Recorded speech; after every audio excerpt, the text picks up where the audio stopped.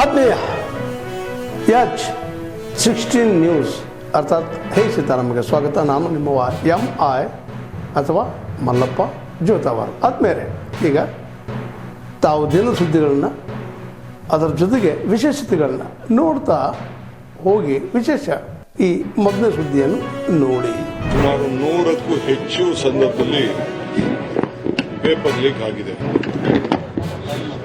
ಈಗ ಇಡೀ ದೇಶದ ಯುವಕರು ಮತ್ತು ಇಡೀ ವಿಶ್ವ ನಮ್ಮ ಭಾರತದ ಯುವಕರ ಭವಿಷ್ಯದ ಬಗ್ಗೆ ಯೋಚನೆ ಮಾಡ್ತಾರೆ. ಯಾಕೆಂದ್ರೆ ಇದು ಭಾರತ ಟ್ಯಾಲೆಂಟ್ ಹಬ್. ನಮ್ಮ ಟ್ಯಾಲೆಂಟ್ ಇರೋದು ನಮ್ಮ ಭಾರತದಲ್ಲಿ. ನಮ್ಮಲ್ಲಿರುವಂತಹ ಟ್ಯಾಲೆಂಟು ಇಡೀ ಪ್ರಪಂಚದಲ್ಲಿ ಎಲ್ಲೂ ಇಲ್ಲ ಅನ್ನೋದು ಎಲ್ಲರೂ ಕೂಡ ಒಪ್ಕೊಳ್ತಾರೆ. ಅಂತ ಸಂದರ್ಭದಲ್ಲಿ ಕ್ವಾಲಿಟಿ ನಾವು ಮೇಂಟೈನ್ ಮಾಡಲಿಲ್ಲ ಅಂದ್ರೆ ಈ ರೀತಿ ಪೇಪರ್ ಲೀಕ್ಗಳು ಆಯ್ತು ಅಂತಂದ್ರೆ ಇದಕ್ಕೆ ಯಾರು ಜವಾಬ್ದಾರಿ ತೆಗೆದುಕೊಳ್ಳಿಲ್ಲ ಅಂತಂದ್ರೆ ಯಾರು ಹೊಣೆ? ಇದು ಪ್ರತಿಭಟನೆಯನ್ನ ತಮ್ಮ ಸ್ವಂತ ಇಚ್ಛೆಯಿಂದ ಮಕ್ಕಳ ಭವಿಷ್ಯಕ್ಕೆ ಹಾಳಾಗ್ತಾ ಇದೆ ಅಂತ ಹೊರಟಿದ್ದಾರೆ. ಸುಮಾರು 100ಕ್ಕೂ ಹೆಚ್ಚು ಸಂದರ್ಭದಲ್ಲಿ ಪೇಪರ್ ಲೀಕ್ ಆಗಿದೆ. ಈಗ ಇಡೀ ದೇಶದ ಯುವಕರು ಮತ್ತು ಇಡೀ ವಿಶ್ವ ನಮ್ಮ ಭಾರತದ ಯುವಕರ ಭವಿಷ್ಯದ ಬಗ್ಗೆ ಯೋಚನೆ ಮಾಡ್ತಾ ಇದ್ದಾರೆ. ಯಾಕೆಂದ್ರೆ ಇದು ಭಾರತ ಟ್ಯಾಲೆಂಟ್ ಹಬ್. ನಮ್ಮ ಟ್ಯಾಲೆಂಟ್ ಇರೋದು ನಮ್ಮ ಭಾರತದಲ್ಲಿ. ನಮ್ಮಲ್ಲಿರುವಂತಹ ಟ್ಯಾಲೆಂಟು ಇಡೀ ಪ್ರಪಂಚದಲ್ಲಿ ಎಲ್ಲೂ ಇಲ್ಲ ಅನ್ನೋದು ಎಲ್ಲರೂ ಕೂಡ ಒಪ್ಕೊಳ್ತಾರೆ. ಅಂತ ಸಂದರ್ಭದಲ್ಲಿ ಕ್ವಾಲಿಟಿ ನಾವು ಮೇಂಟೈನ್ ಮಾಡಲಿಲ್ಲ ಅಂದ್ರೆ ಈ ರೀತಿ ಪೇಪರ್ ಲೀಕ್ಗಳು ಆಯ್ತು ಅಂತಂದ್ರೆ ಇದಕ್ಕೆ ಯಾರು ಜವಾಬ್ದಾರಿ ತೆಗೆದುಕೊಳ್ಳಿಲ್ಲ ಅಂತಂದ್ರೆ ಯಾರು ಹೊಣೆ? ಇದು ಪ್ರತಿಭಟನೆಯನ್ನ ತಮ್ಮ ಸ್ವಂತ ಇಚ್ಛೆಯಿಂದ ಮಕ್ಕಳ ಭವಿಷ್ಯಕ್ಕೆ ಹಾಳಾಗ್ತಾ ಇದೆ ಅಂತ ವಿಧಾನಸಭೆಯಲ್ಲೂ ಪಕ್ಷದ ನಾಯಕರು, ವಿಧಾನ ಪರಿಷತ್ತಿನ ವಿರೋಧ ಪಕ್ಷದ ನಾಯಕರು ಮತ್ತು ಭಾರತೀಯ ಜನತಾ ಪಾರ್ಟಿಯ ಅಧ್ಯಕ್ಷರು ಇವತ್ತು ಮಹಾತ್ಮ ಗಾಂಧಿಯವರ ಪ್ರತಿಮೆಯ ಮುಂದೆ ಪ್ರತಿಭಟನೆ ಮಾಡ್ತಕ್ಕಂಥ ವಿಚಾರದಲ್ಲಿ ಹೇಳಿಕೆಗಳನ್ನು ಕೊಟ್ಟಿದ್ದಾರೆ.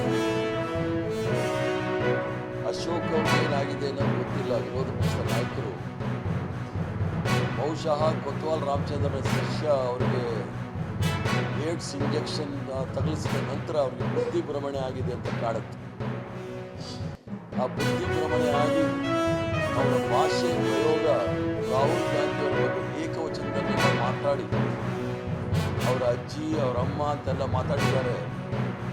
ಕೆಲವು ನಾಯಕರು ಜಾಲಹಳ್ಳಿಯಲ್ಲಿರ್ತಕ್ಕಂಥ HMTಯ ಕಾರ್ಖಾನೆಯ ಒಂದು ಚಿತ್ರಮಂದಿರ ಇತ್ತು. ಕೆಲವು ಭಾರತೀಯ ಜನತಾ ಪಾರ್ಟಿ RSS ನಾಯಕರು ಅಲ್ಲಿ ಪಿಕ್ಚರ್ ಟಿಕೆಟ್ನ ಬ್ಲ್ಯಾಕ್ ಮಾಡ್ತಿದ್ದವರೆಲ್ಲ ನಾಯಕರಾಗ್ತಿದ್ದಾರೆ.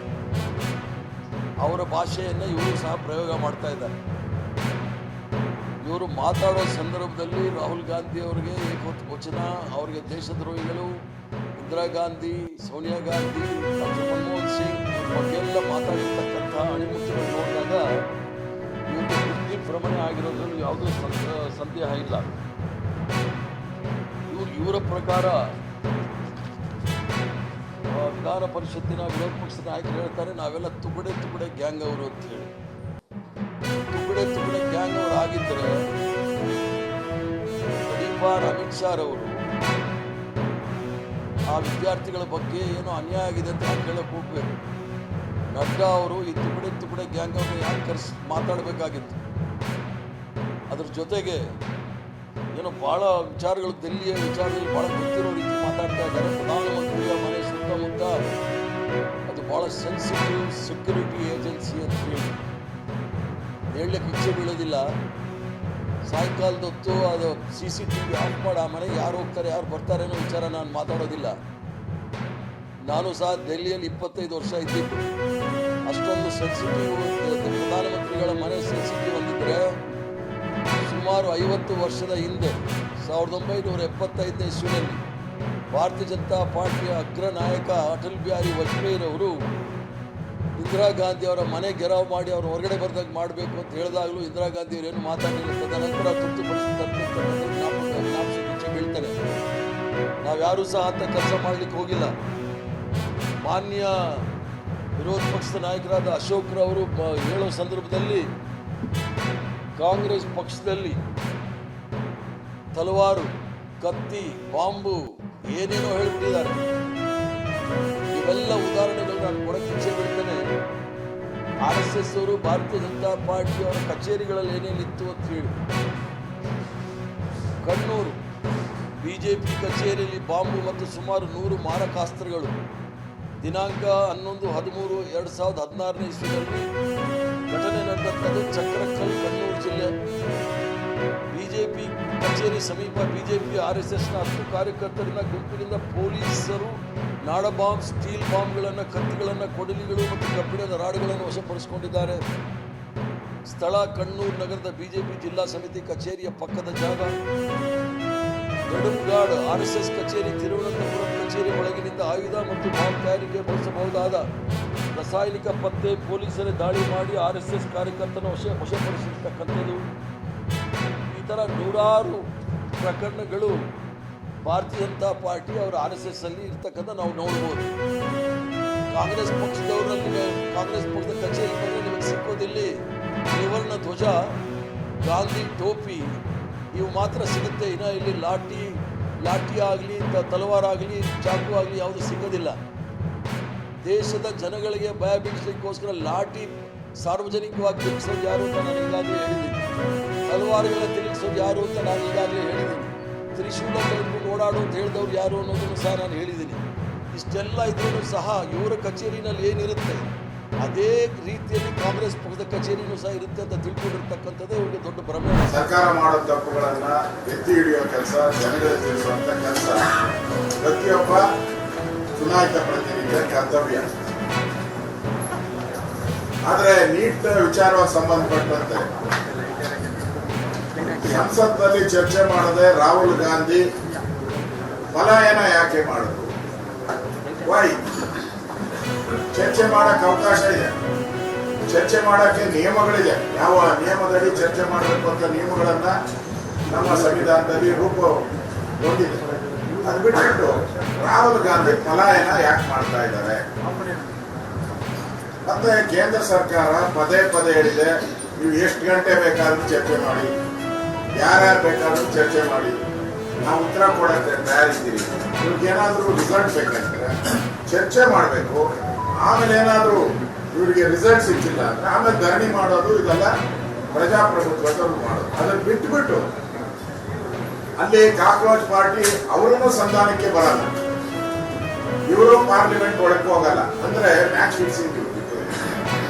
ಕಾಕ್ರೋಚ್ ಜೊತೆ ಮ್ಯಾಚ್ ಫಿಕ್ಸಿಂಗ್ ಮಾಡಿರೋ ರಾಹುಲ್ ಗಾಂಧಿ. ಅಂದ್ರೆ ಇವ್ರ ಘೋಷಣೆಗಳು ಏನೇನು ಕೂಗ್ತಾ ಇದ್ದಾರೆ ನೀವು ನೋಡಿ. ಬಾಂಗ್ಲಾದೇಶದಲ್ಲಿ ಏನ್ ಸ್ಲೋಗನ್ಸ್ ಇತ್ತು, ಸೇಮ್ ಸ್ಲೋಗನ್ಸ್ ಕೂಗ್ತಾ ಇದ್ದಾರೆ. ನೇಪಾಳದಲ್ಲಿ ಏನ್ ಸ್ಲೋಗನ್ ಇತ್ತು ಅದೇ ಕೂಗ್ತಾ ಇದ್ದಾರೆ. ಅಂದ್ರೆ ಏಜೆಂಟ್ ಎಲ್ಲಿದ್ದಾರೆ? ವಿದೇಶದಲ್ಲಿದ್ದಾರೆ. ಇದನ್ನ ಎಲ್ಲ ಮ್ಯಾನಿಪುಲೇಟ್ ಮಾಡ್ತಾ ಇರುವಂತ ಸೂತ್ರಧಾರ ಅವ ಮೇಲೆ ಅಲ್ಲಿದ್ದಾನೆ, ಬೇರೆ ದೇಶದಲ್ಲಿದ್ದಾನೆ. ಅವ್ರು ಹೇಳ್ದಂಗೆ ಘೋಷಣೆಗಳು ಅವ್ರು ಹೇಳ್ದಂಗೆ ಮಡುತ್ತವೆ ಅಂತ ಹೇಳಿದ್ರೆ ಇದು ದೇಶ ವಿರೋಧಿ ಚಟುವಟಿಕೆಯನ್ನು ಮಾಡ್ತಕ್ಕಂಥ, ತಮ್ಮೊಂದು ನೀಡ್ತಾ ಇರ್ತಕ್ಕಂಥ ಸಂಸ್ಥೆಗಳ ಜೊತೆ ರಾಹುಲ್ ಗಾಂಧಿ ಶಾಮೀಲಾಗಿರ್ತಕ್ಕಂಥದ್ದು ಸ್ಪಷ್ಟ. ಪ್ರಧಾನಮಂತ್ರಿಗಳು ಈ ನೀಟ್ ವಿಚಾರದಲ್ಲಿ ಸಮಗ್ರವಾಗಿ ತನಿಖೆ ಆಗಬೇಕು, ಪಾರದರ್ಶಕವಾಗಿ ತನಿಖೆ ಆಗಬೇಕು, ಅತಿ ಶೀಘ್ರದಲ್ಲಿ ತನಿಖೆ ಆಗಬೇಕು ಅಂತೇಳಿ 5 ಫಾಸ್ಟ್ ಟ್ರ್ಯಾಕ್ ಕೋರ್ಟ್ಗಳನ್ನ ಈಗಾಗಲೇ ಆಗಬೇಕು ಅಂತೇಳಿ ನಿರ್ಧಾರ ಆಗಿದೆ, ಘೋಷಣೆ ಮಾಡಿದ್ದಾರೆ. ಅರ್ಥಾತ್ ತನಿಖೆ ದಿನನಿತ್ಯ ಆಗಬೇಕು, ಆದಷ್ಟು ಬೇಗ ತಪ್ಪಿತಸ್ಥರಿಗೆ ಶಿಕ್ಷೆ ಆಗಬೇಕು ಅನ್ನೋ ಉದ್ದೇಶ ಇಟ್ಕೊಂಡೇ ಪ್ರಧಾನಮಂತ್ರಿ ನರೇಂದ್ರ ಮೋದಿಜಿಯವರು ಈ ಫಾಸ್ಟ್ ಟ್ರ್ಯಾಕ್ ಕೋರ್ಟ್ಗಳ ಬಗ್ಗೆ ನಿರ್ಧಾರವನ್ನ ಘೋಷಣೆ ಮಾಡಿರುವಂಥದ್ದು. Thank you. ಹೈಕೋರ್ಟ್ ಆದೇಶವನ್ನು ಪ್ರತಿಭಟನೆ ಮಾಡಿದ್ರೆ ನಾವು ಕ್ರಮ ಕೈಗೊಳ್ಳಬೇಕಾಗತ್ತೆ.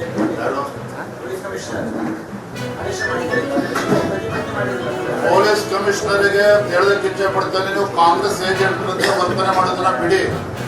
ನಿನ್ನೆ ಆಗಿರ್ತಕ್ಕಂಥ ಘಟನೆಗೆ ಯಾರು ಗುಂಡಾಗಳು ಇದ್ದಾರೆ ಅವ್ರನ್ನ ಬಂದು ಒಳಗಾಕಿ, ಆಮೇಲೆ ನಮ್ಮ ಬಗ್ಗೆ ನಮ್ಮ ಹತ್ರ ಕಾನೂನು ಬಗ್ಗೆ ಮಾತನಾಡಲಿ.